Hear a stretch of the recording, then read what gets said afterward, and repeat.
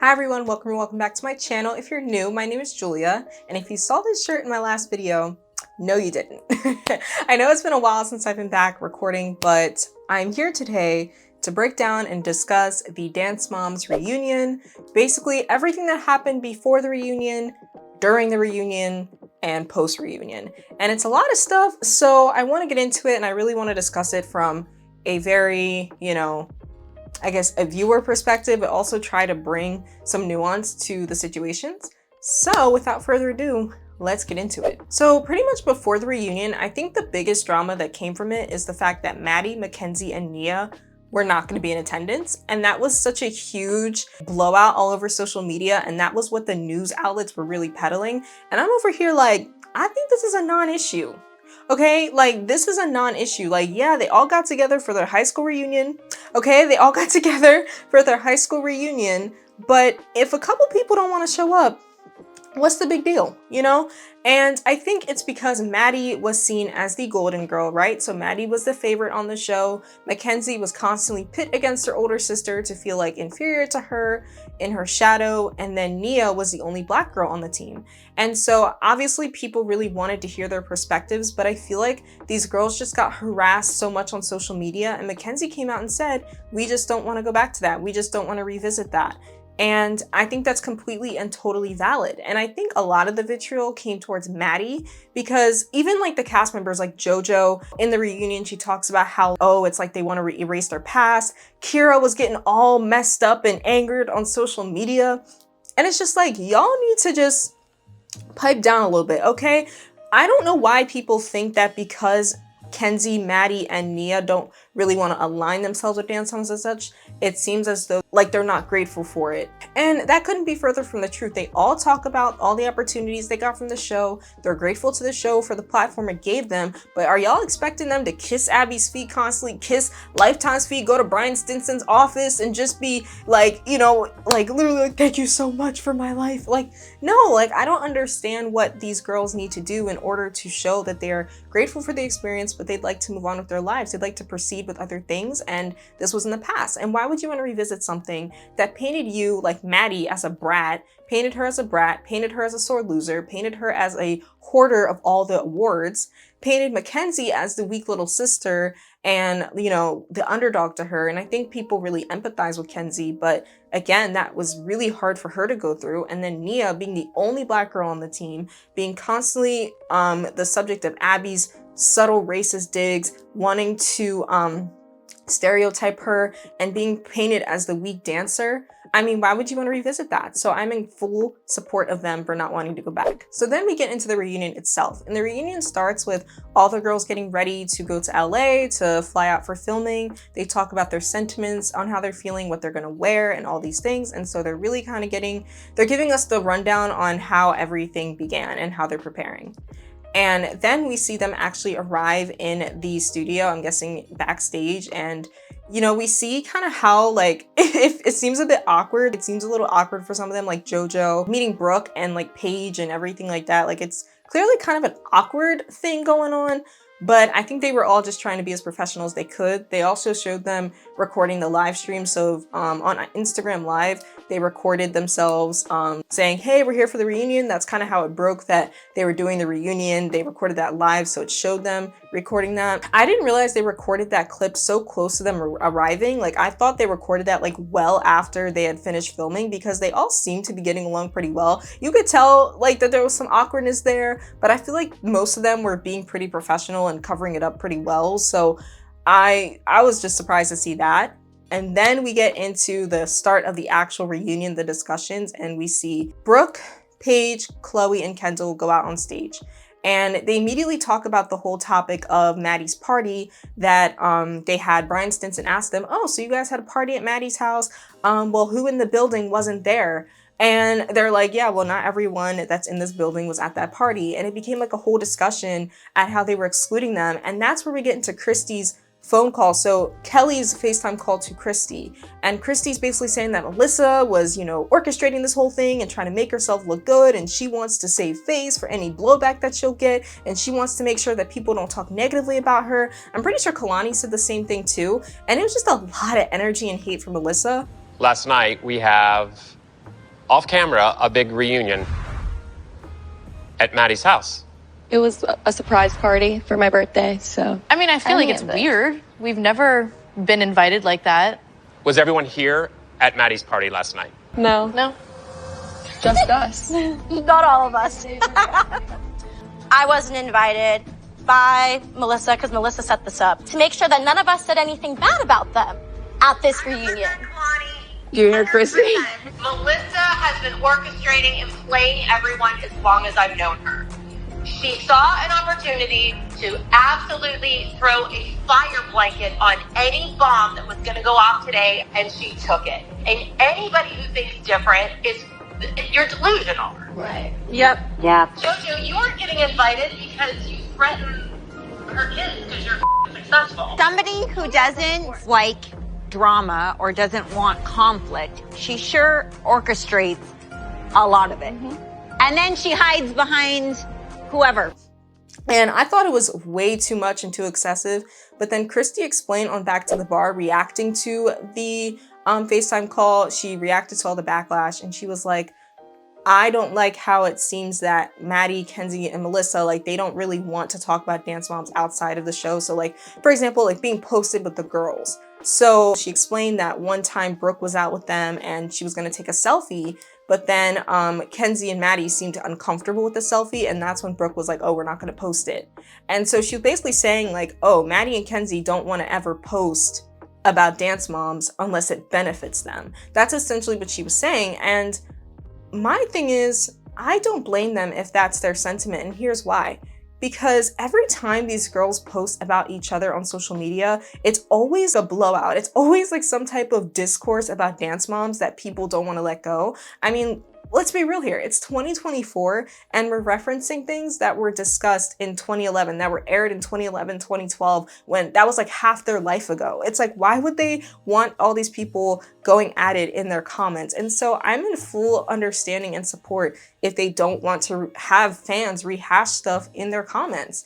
And, you know, Maddie's social media presence in general is very curated. I think out of all the girls, her social media is the most curated. She really only posts about her projects and leaves. Like, that girl don't be posting about her personal life. She don't be posting about her friends. She keeps things close to the vest. And I think that's just how she is naturally, but I also think she wants to be taken seriously in the Hollywood industry. She wants to be taken serious as an actress, and she also does some modeling, I think, for some brands. And so that's what she wants to keep the focus on. And you know what? More power to her. If that's what she wants to focus her brand on, that is what she wants to do. But in the same breath, I also feel like I understand Christy's anger towards Melissa. You know, Melissa was always very calculated, but I'm gonna get more into that. I'll discuss that a little bit more in terms of Christy's stance and Melissa's stance and kind of like Christy's opinions on Melissa and all these things. So we're gonna get more into that. I also felt like, again, Kalani's opinion seemed a little crazy because it's like, at the end of the day, this was Paige's birthday. This whole party was for Paige's birthday. It was not a Dance Moms get together. It was a old friends get together for an old friend's birthday. That's what it was for, you know, and Paige doesn't really know y'all like that. I mean, I'm pretty sure she's met Kalani before, but she don't know Jojo and Kalani like that. Why would you want people that you haven't seen in, like, it's people you never met at a birthday party for you? What are they gonna do for you? It would be awkward if they were there anyway, because they'd probably be reminiscing on old times and they don't have anything to say. So anyway, let's move on. So they then get into the topic of Brooke and Paige's exit from the show. So this is the first heavy topic that we get into with the reunion. And, you know, Brooke is actually crying when they're recapping the events of the fight that happened.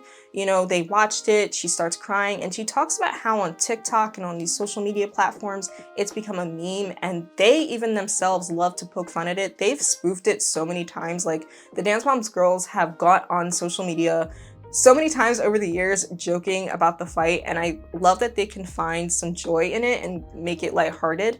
But Brooke really showed for the first time, like, hey, this is really affecting me. And it seems like it's something that she hasn't confronted in a long time. I think because, you know, maybe they don't want to deal with the pain, you know, she hasn't really confronted that, no, this was really heavy for me, and this was still something that was very impactful. Because at the end of the day, you know, her relationship with Abby was essentially severed and was totally destroyed. And she had a very close relationship with Abby. Her, Brooke, Paige, and Kelly had very close relationships. Abby was like their auntie that they were super close to.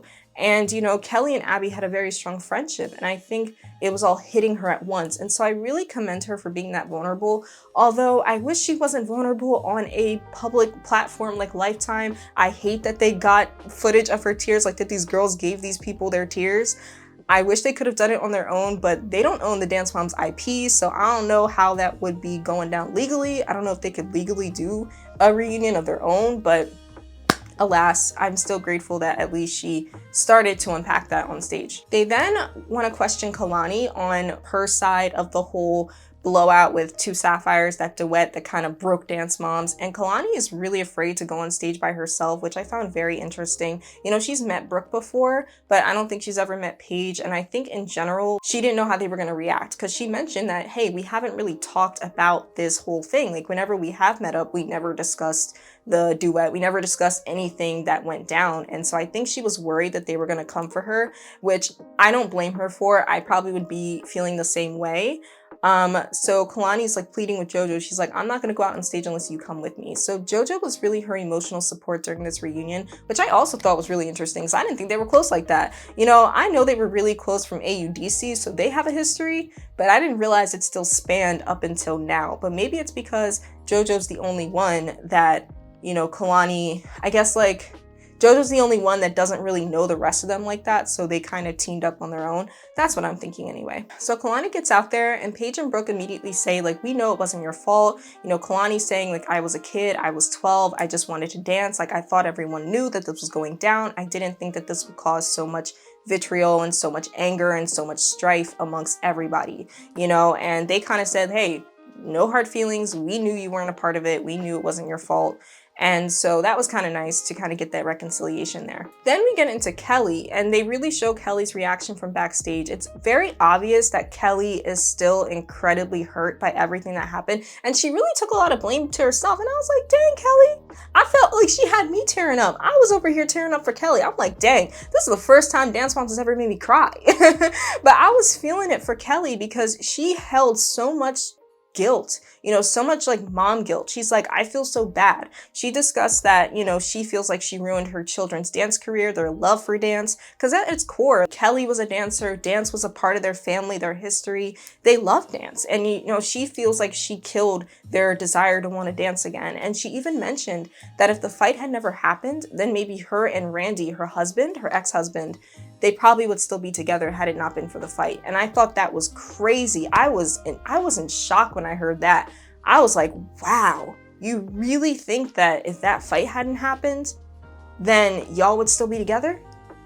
That was heavy. That was really heavy. So then Kelly gets out on stage, talks to Brooke and Paige, and Brooke and Paige are like, look, we've always loved you. We knew that you were just trying to protect us. We don't feel this towards you at all. We don't feel anger towards you. We don't feel hurt. We don't feel pain.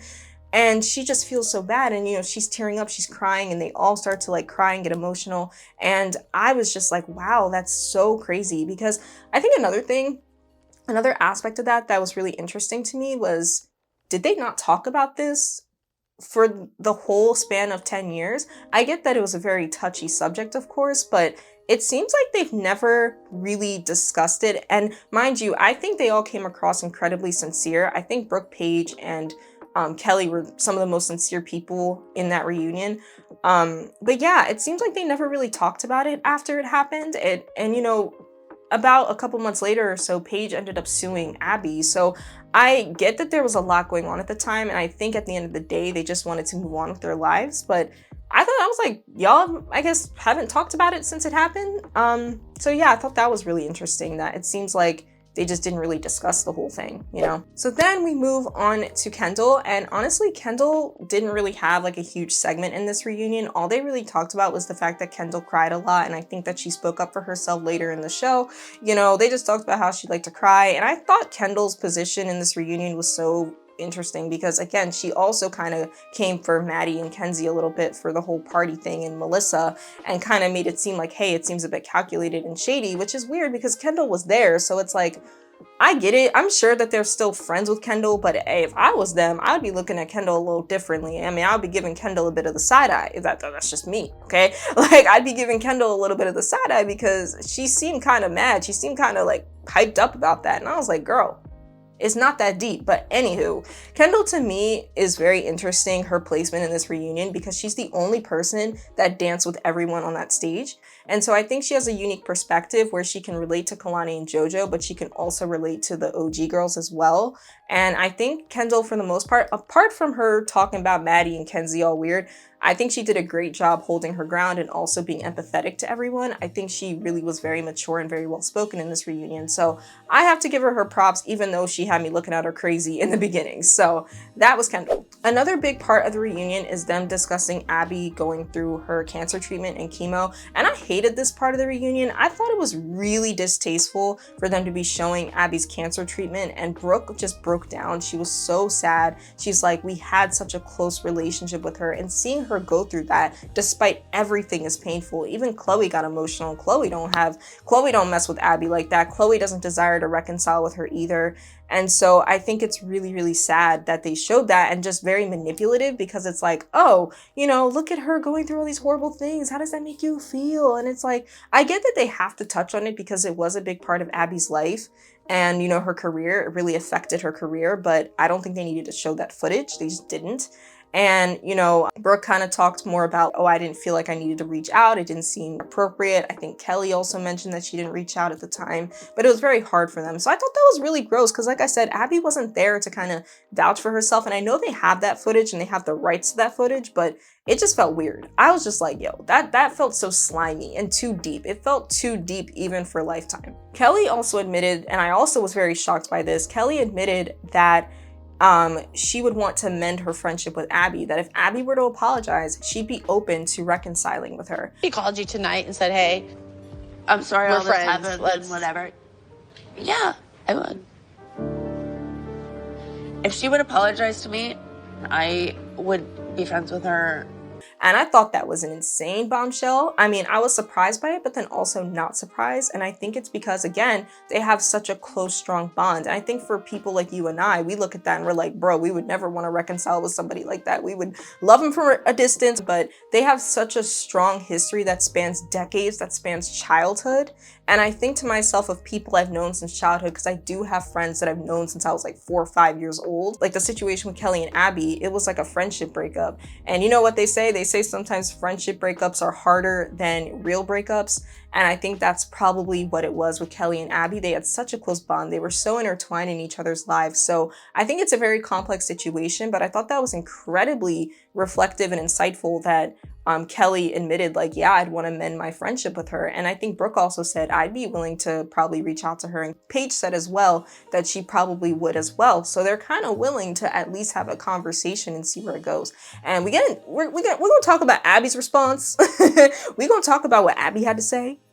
But let's keep going. Kelly also said something, you know, through all of her tears. I really think Kelly, out of everyone on this reunion, was the most open and vulnerable and honest about her feelings. And Kelly also said that she thinks that if she had followed Melissa instead of Christy, things could have been different. And I think people I noticed that people really misinterpreted this comment. They made it seem like Kelly was saying like, oh, I wouldn't have been friends with Christy. I would have just been friends with Melissa. However, I don't think that's the case. I think she's reflecting on how would I have approached things differently. Like if I could redo my time on this show, what would I have done differently? And I think all the moms at one point through the time since the show is, aired, I think they've all thought at one point, you know, what would I do differently? How would I proceed and handle things differently if I could do it again? And so I don't think there's anything wrong with her saying that. I think she's thinking maybe if I hadn't been so combative, maybe if I had just sat down and not really, thought with Abby as much, maybe my life could have been easier. Maybe things could have been better. Maybe we could have found another way to get off the show. I think that all these things are probably running through a lot of the moms' heads, and I don't blame Kelly for feeling that way herself. They then also got into the whole controversy with Jojo and Christy, and they had Chloe comment on that, which I thought was kind of tacky. Apparently, Jojo admitted that they didn't want to talk about it, but the producers pushed them. So if y'all don't remember, and I've talked about this in other videos, Jojo made a video in response to Christy, about Christy saying that Gia wasn't nice. And so Christy was on a Zoom call hall with, I think, college girls at the time, college students giving a talk, and someone asked her opinion on Gianna, and she said, oh, Gianna's not nice. And Jojo went on like a 3-minute TikTok rant, basically blasting Christy and being so angry at what she said. And Jojo ended up saying, you know what, I don't take back what I said, I don't regret what I said. And Chloe's like, but look, she wasn't on like a live stream, she wasn't making a video, somebody asked her while she was giving a talk, and so it's not like she meant to slander Gia, she just told her honest opinion. And quite honestly, and I said this in a video in the past, I'm like, she could have said something way worse. Christy has said the most gutter awful things about people, and so many people on this show have slung the most terrible insults at each other, yet and still all she said was Gianna's not nice. And Chloe said, hey, we have a different experience than you, and your experience is valid and it's fine, but we had a different experience and that's okay. And again, it just goes to show how Jojo has this sort of mindset where the world revolves around her and everything is about her. Jojo, to me, in a lot of ways in this reunion was also very distasteful. I think there were many moments where I feel like she tried to explain things for them. Like she tried to, you know, when Brooke was talking, she'd be like, yeah, so you feel this way because you feel that way, and because that told you this, and it went like this, and it went up there and down there and all around and up and down and everywhere. She was basically trying to like philosophically like help or counsel them. And I'm just like, Jojo, you're, first of all, you're one of the youngest girls on this stage, number one. Number two, you were not on the show at the same time as them. Everyone has a right to have a different experience, and you don't need to be patronizing and trying to, you know, I don't know, counsel them. So I'm gonna get more into that as well. So this kind of goes into what I want to say about Jojo. So if I'm like hopping around, it's mostly because I didn't take my notes in order with this reunion. So I'm kind of going off of what jumped out at me the most. But we also got into Jojo's treatment by Abby, and Jojo talked about how it was hard, but to be honest, she was grateful for Abby's treatment because it taught her how it was in the industry. She said to her, Abby was always right. And everyone's face when she said this, everyone looked disgusted when she said it and very uncomfortable. And she was like, to me, Abby was always right. And you know, her treatment kind of prepared me for the industry. And I understand the sentiment because Hollywood is a very, you know, weird, horrible industry and hard to work in. And so I understand, like, you know, what she means by it prepared me. But then she tried to explain it like, yeah, so I'm in Hollywood, and so you have to go through this and that. Again, that philosophical like counseling of everybody, which is just weird. But, you know, again, I understood where she was coming from, but I also think, again, you're not willing to acknowledge that Abby was very horrible to you and only likes you now because you're a success, that only likes you now because you're rich and all these things. It seems like Abby, again, is very opportunistic. She's not really about real human connection. She's only about what she can get from you. And I think that's very disappointing. So I think the fame really changed her and social media really changed Abby, but hey, that's another conversation for another day. We then get into Chloe, them discussing Chloe's relationship with her ex-girlfriend, Brooklyn. And I thought this was very weird. I'm like, this is about dance moms. This is about their time on the show. You're talking about this when we could be talking about the whole eye situation. Mind you, they did talk about Chloe's eye, but that was in a behind the scenes clip and they didn't even play the real clip. So y'all need to run that crap back. Okay, why are we talking about this girl's relationships? And they didn't talk about anybody else's relationships. It was just so weird to me. And you could tell Chloe was very uncomfortable to discuss Christy's reaction. I just thought it was so weird. Like, why are we bringing this to the forefront? And Brian Stinson is so sensational. All the Dance Moms producers are so sensational. Like, I don't think Brian cares two craps about these girls. I don't think he cares about them at all. Like, but he likes to act like he does. We're going to get more into that. But I just thought that was a very inappropriate segment. And I thought that was very distasteful to bring up. And it's just weird. So yeah, that was weird. I didn't like that. Moving on. I also want to talk about how during this reunion, they didn't really talk about Nia at all. Like, they didn't talk about Nia once. They showed her maybe twice. So there was complete Nia Frasier erasure. Oh my gosh, that rhymed. Frasier erasure. My brain, girl, man, I've been working all day. So yeah, that was really crazy. Also, Nia also discussed on TikTok, she basically said, hey, I didn't go to the reunion because I didn't want to go. She went on TikTok and said, you know what? People thought it was because of sorority. People thought it was because of this. Nope, I just didn't want to do it. And I really respected Nia for just saying, I didn't want to do it and that's enough. Now y'all stop bothering me. And I really think that, again, with Nia being the only Black girl on the team for so many years up until like Cameron in season 7, and the occasional guests like Nakaya and, you know, Asia, who was, you know, part Black. So it was really Nia on her own island for a long time. And looking back, so many of the videos of Nia are so disturbing, and her being tokenized, her being stereotyped. And I really don't agree with Holly. Holly's stance was basically, we kept her on the show. We decided to stay because I wanted to teach my daughter that no one pushes you out. You decide when you want to leave. And I think that is a good principle to learn, that in life, you shouldn't let people run you out of places, especially if you feel called to be there, especially that you feel like you're called to be there, it's your purpose, whatever. However, I really think with Nia, it's a different situation because she was a young kid. And I think it goes back to morals and values and ethics and your dignity, you know, your dignity over fame, your dignity over leverage. And while I think the show has really benefited Nia in a lot of ways, she can be an influencer by day, or student by day, influencer by night. You know, I think in that way, there's a lot of benefits from Dance Moms. But I think, you know, at the expense of her mental health, it just wasn't worth it. I think it very well could be that maybe when Nia said no, Holly was like, you know what, it's fine, it's not worth it. Obviously, I've seen different takes saying that if Holly and Nia left the show, it's almost as if they're putting the responsibility on them and abdicating it from the aggressor.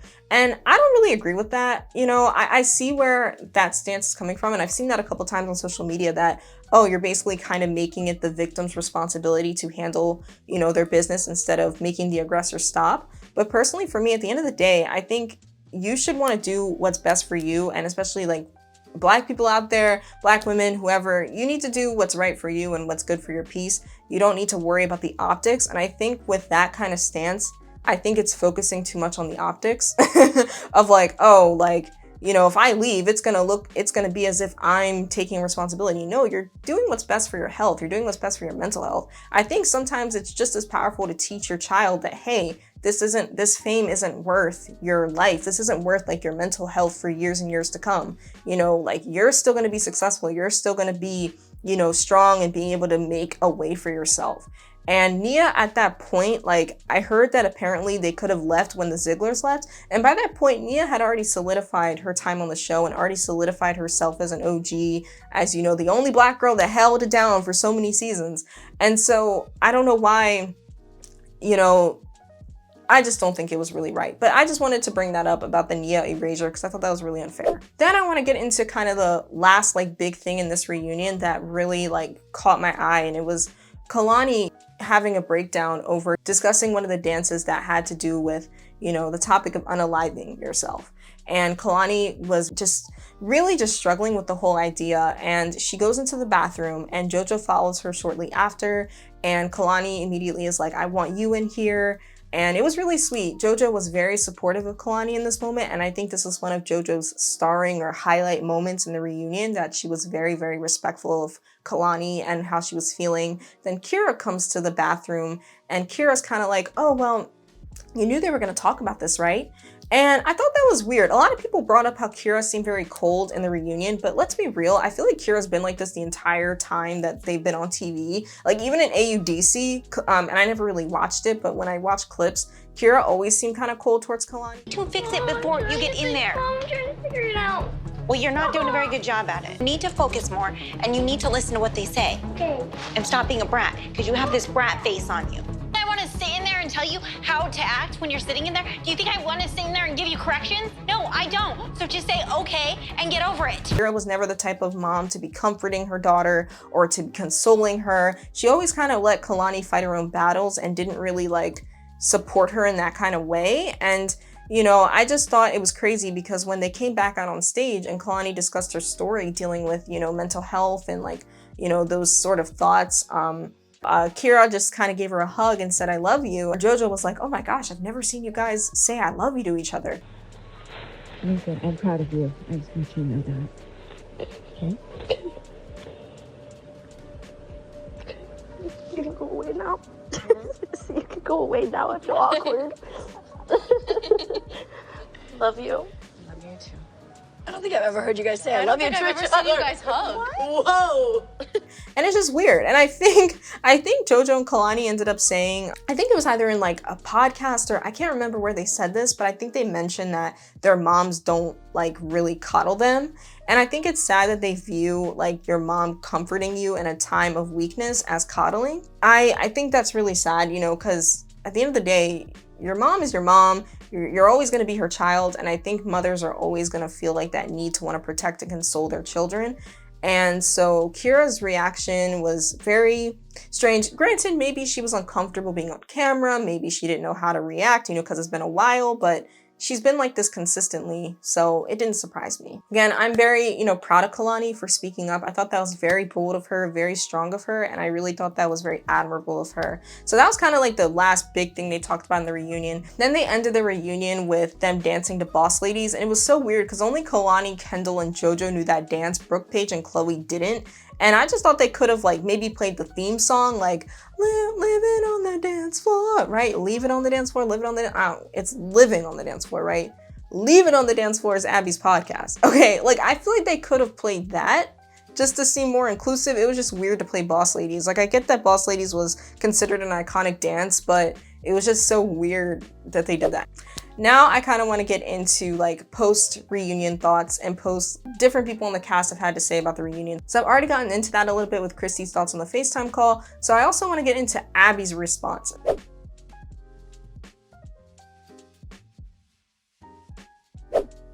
So Abby went on her Patreon. She put a response behind a paywall. Her reaction to the reunion. I don't remember everything that was said, but you know, I'm pretty sure I remember the biggest chunks. But anyway, first of all, Abby did not address Chloe at all. She skipped her completely. I believe there's some legal implications if she were to mention her, so she didn't talk about Chloe. She discussed how she would forgive Kelly if Kelly admits her faults as well. So she's like, I'll forgive you if you apologize first. And, you know, she discussed how Kelly was, you know, really irresponsible with Brooke at times. I mean, Abby talked about taking Brooke to her costume fittings, and apparently like Kelly was supposed to pick her up or something, but Kelly was drunk, and so then Brooke was saying, oh, mommy's drunk. And then that's when I guess Abby would step in and take her home or tell Randy or whatever. So she was really like looking out for Brooke in that way.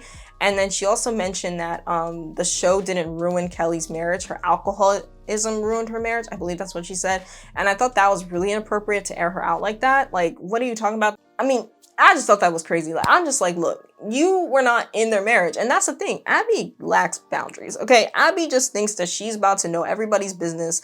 It reminded me of like, I'm not trying to like, she's not to the level of a Brian Peck, but it reminds me of like Dan Schneider, Brian Peck, the way that she was always trying to like cross boundaries, and like, it was just weird. I mean, she's just crazy. She's so crazy. She also discussed that Brian Stinson was actually very annoyed that they met up at Maddie's house the day before the reunion because he couldn't film it. And I actually believe this because Brian Stinson, like I said earlier, he doesn't seem like he has the girls' best interest at heart at all. You know, there was many like videos that they posted on Snapchat or TikTok, Snapchat of them like going out drinking with Brian, and I just think it's kind of weird to go out and drink with a guy you knew as a kid. Look, I get that they're adults and that's fine, but I just couldn't imagine myself partying with someone I knew as a child. That's just kind of weird to me. And then the fact they're getting drunk and then they have to do these interviews the next day, so then they're not going to be their most coherent, they're not going to be at their best like, you know, ability. And we know how reality shows like to get, you know, people drunk and kind of manipulate their answers based upon, you know, the alcohol. So I wanted to also talk about that I thought that was really strange. And so, yeah, those are pretty much all the main points that I remember from Abby's response. She did say that she'd be willing to reconcile with Brooke, but not Kelly or Paige because of the lawsuit and because she said that Paige was old enough to know better. And I think that's crazy because, again, Paige was 13. So I think there was just so many emotions going on around the time of the whole, you know, situation.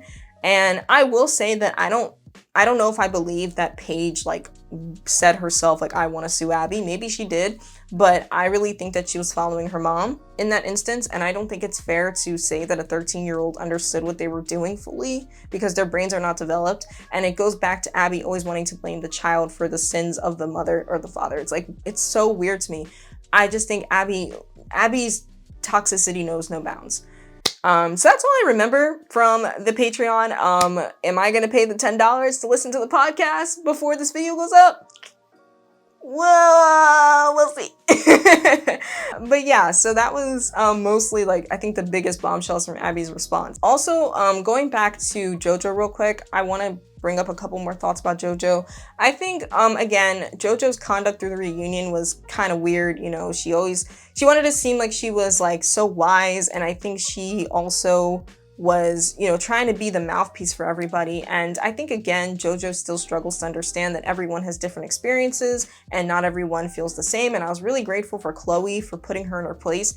And I just really wish that Jojo would just get away from Hollywood. I feel like, you know, everybody's been talking about Karma, her new song, her trying to rebrand herself as this adult, and it's just not authentic at all. It's ridiculous. It's so stupid. And I really wish Jojo would just remove herself from Hollywood and just try to live a regular life, even if it's only for like a year or two.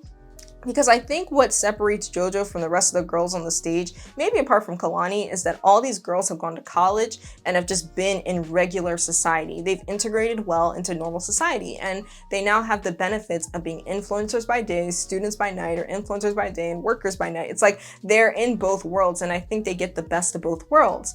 And I think that's allowed them to be a lot more grounded. You can just tell by the way Brooke and Paige in particular, you can tell just how normal they are. They're just like, we're just here.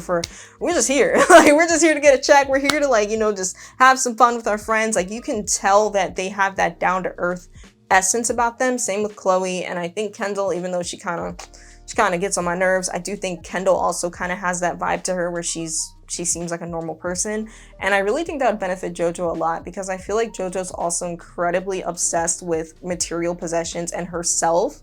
And she just seems incredibly egotistical and not down to earth at all. And I don't know, I just get greed. Like, when I look at Jojo, she just seems like a really greedy person, a very like wanting, like, shock value type person. And I think it would do her some good to get away from her mommy and get away from Hollywood for a bit and see what that does for her. But anyway, that's another conversation for another day. I still think, again, I wish the girls hadn't gone with Lifetime. I wish they could have done it on their own, because I just think it's very exploitative. And I think this was just a jump off for season 9 of Dance Moms, because they're still having a season 9. So I think this was just used as a way to push season 9 of Dance Moms forward.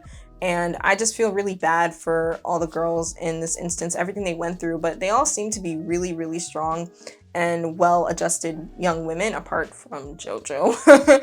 And really quick, I also want to quickly discuss Christy and Melissa again. So like I said, Christy and Melissa, I think, are not... I feel like people either want to make Melissa a saint and Christy a villain, or Christy a saint and Melissa a villain. And I think both of these women have done very terrible things to each other and to other people and have said really bad things. It's just that Christy's more outright about it and Melissa's more covert about it. But we can't forget what Melissa has done. We can't forget that she was very sneaky. We can't forget that she would tattle on Chloe to Abby. We can't forget that she would do a lot of underhanded things. The whole thing with Sorry. So in season 6, when it was her last day or week in the studio, I think Ariana was doing a dance dedicated to her brother. Melissa was so upset about that and saying, it's about us, we're leaving. Something that she can, you know, this is supposed to be Maddie McKenzie's like great week for fun stuff and all this, and now it's not even about my kids at all. Sarah, you were talking about how excited your disabled son was coming down here to watch your daughter dance, and Melissa only worries about her kids. You know what? This is my kid's last week here, honey. Make it nice, okay? Your kids laid the platform for every one of your kids to come in and be in there. I mean, I'm sorry about your son, but this is about Maddie McKenzie. I'm not trying to be rude, because I feel terrible that you have had this life. But you know what? I've been dedicated to this team very long, okay? This is my kid's week. And, you know, so Melissa's not a saint here. But I just think in general, like, I understand Christy's anger and vitriol, but I do think she needs healing. I really think she needs to go heal. I really think she needs to go, like, seek therapy to help her, you know, decompress everything that she's went through. But I also can't say that I blame her for feeling the way she feels. You know, so I just think in general, no one person is better than the other. I think they both have done a lot of screwy things. They're both kind of screwy, and I think they both need help. And so, you know, hopefully they do get that help and healing. But like I said, this was kind of my thoughts on the reunion and kind of the before and after. I hope you guys enjoyed my video today discussing everything. Let me know in the comments what you thought about the reunion and what you thought about the aftermath, and you know, if there's anything in particular that jumped out at you. I'd love to know what y'all think in the comments. I'll be responding to as many as I can. So thank you guys so much for watching this video, and I'll see y'all in the next one. Bye!